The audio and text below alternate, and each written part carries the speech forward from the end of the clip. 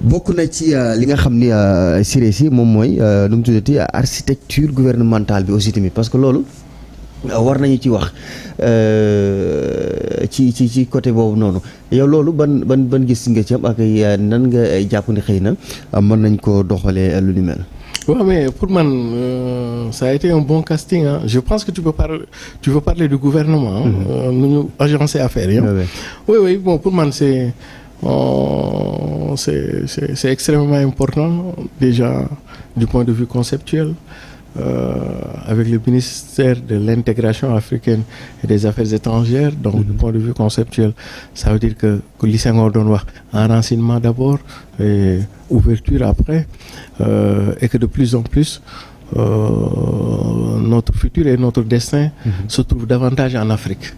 Que nos premiers relais de croissance, disons-le comme ça, c'est sur le continent africain. Notre première identité, avant d'être même sénégalais, etc., c'est qu'on est d'abord ni ñu ko dégg parce que cette fois c'est conseil des ministres yi dafa mel ni wute na bon boo xoolee table ji ak ni ñu ko kiiwee. Absolument. Voilà. Très bien. Non, c'est du point de vue conceptuel, c'est bien, mais du point de vue aussi cohérence, ce qu'on appelle la cohérence logique. Hein, ministère yi ñu leen boole sauf j'ai un petit truc là xam nga le débat contradictoire il est important. Surtout quand nous sommes dans des processus de rupture, disons de refondation ou de reformation. Disons-le comme ça xam nga man fenn rek laa xam ni on aurait pu faire mieux. Mais boobu aussi question de perception la. C'est-à-dire que pour man doon na gën a baax bu ñu boole woon le ministère de l'éducation boole ko culture en fait. boole leen ñoom ñaar waaw mais pas boole ko ak sport ak culture xam nga lu tax.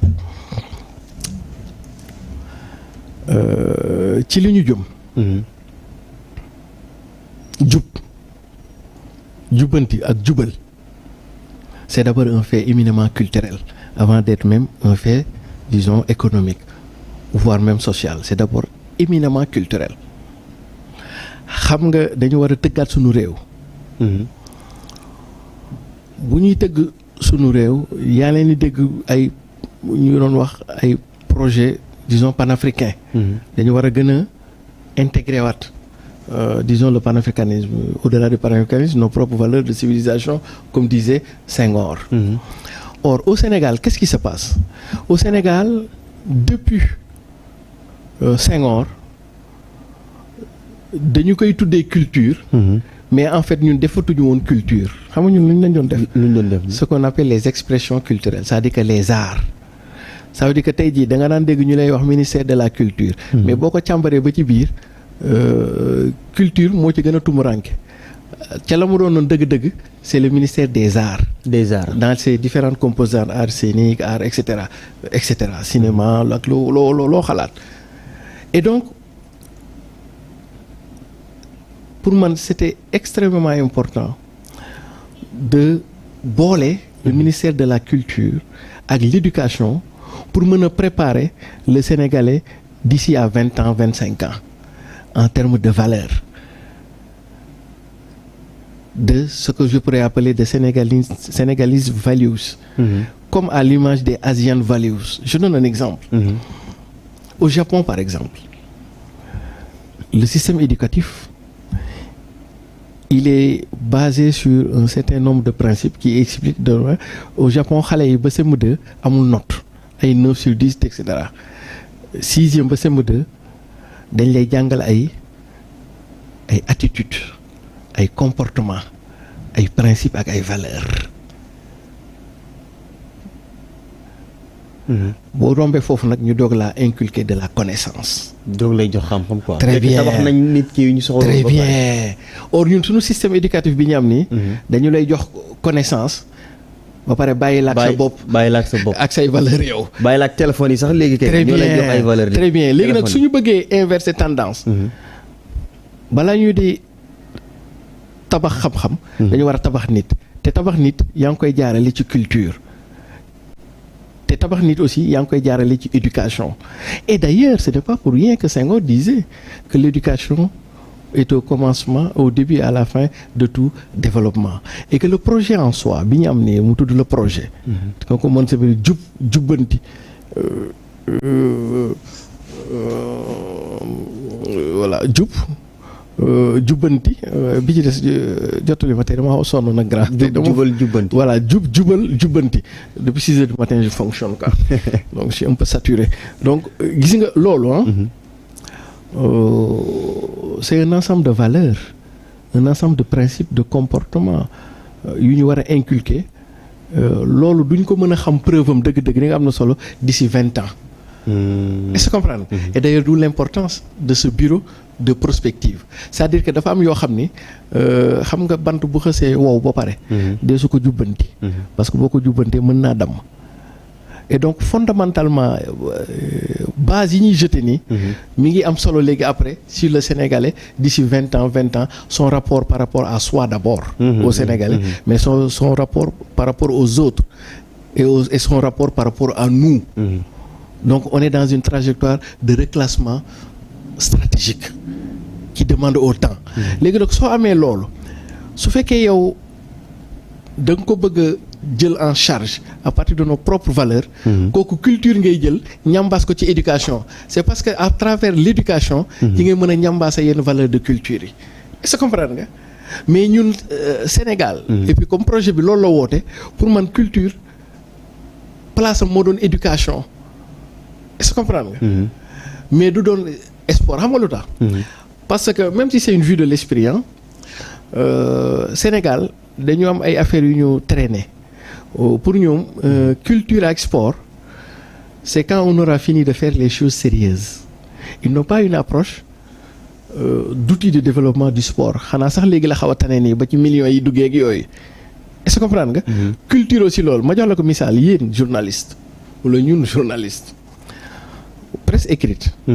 ban page nañ daan réserver culture et sport la dernière page. joxuñu ko solo si. très bien benn solo si très bien xoolal yéen bu ngeen di def seen journal yi quand est-ce que vous parlez sport ak culture. enfin. waaw comprendre di ngeen wax xëy politique wax institution très bien di ngeen wax politique institution agriculture économie tëjee sport ak culture. comprendre même dans la programmation parce que moi j'ai dirigé des télévisions. Lundi, mardi, mercredi, donc jeudi jusqu'à vendredi, on dit que c'est des jours ouvrables. Donc le week-end, en général, c'est la presse culturelle mooy jël les antennes. Est-ce que du solo sim parce que booy xool. non mooy gën a captivant. waaw non du question captivant mais ni mu duggee ci sunu presse la. est-ce que comprendre nga et loolu yàgg na li mu duggee ci sunu presse la. ba nga xam ni. tey jii amul ci gouvernement ministère bu gën a am solo pour man bu dul ministère de la culture. mais tey jii xam nga fan nga ni gën a xool gars yi kan moo yor économie kan moo yor finance kan moo yor diplomatie. or ñooñu ñëpp daanaka culture transversale na ci ñoom. ça dama la bëgg a jox benn perception affaire bi yàgg na. mais yooyu bu ñu ko bëggee joyanti c'est dans le temps. lañ ko war a def. est-ce que comprendre. moo tax ma jàppoon ne Sénégalais yi moom am nañ perception boobu ba tax. Sport ak culture moom te sax li ñuy tuddee culture de culture en fait c'est des expressions culturelles. C'est de l'art en fait ou les arts le mot vrai c'est les arts. comprendre nga ñun ci loolu nañu gën a nekk. mais nekkuñu ci la dimension de la profondeur de la culture pour mën a am benn disons benn citoyen sénégalais. comme ni nga amee benn citoyen japonais avec le don de soi. Avec le respect à l'autre dama la jox benn exemple sax lu tax mu waroon a ñun et c'est là où on doit travailler ñun ñaari bien nañu xam te dañu war a dem ci ñetteelu bien bi lan moo tax Sénégal am désordre. C'est-à-dire que ñun ñaari bien nañu nekk ñaari espace nañu xam. te il faut forcément ñu xam beneen troisième espace ce qu'on appelle l'espace privé le bien privé loolu xam nañ ko yow sa néeg sa oto da nga koy gérer bu baax n'est-ce pas. L'espace public ou le bien public loolu état bi moo koy saytu. te dana ko saytu bu baax. maintenant mu am ce qu'on appelle l'espace commun ou le bien commun loo xam ni ñun privé ak état ñoo ko bokk. loolu ñu bokk nag souvent dañ ci am benn rapport bu négligent. loolu moo lay wan ni tey jii ku nekk di nga bale sa kër ba mu set. mais boo génnee mbalit mi. yow sa yoon nekk sànni ko ci mbedd mi rek et cetera. et kon yooyu nag bu ñu ko bëggee ñëw c'est par la culture. pour man tout le projet jubbanti joyanti. c'est foofu lañ ko mën a jaar foofu nañ ko waree mais bon sinon dans l'ensemble ça a été un casting très courageux. un profilage aussi très courageux. parce qu'on avait besoin de ça. Sénégalais pour l'essentiel. d'accord nañu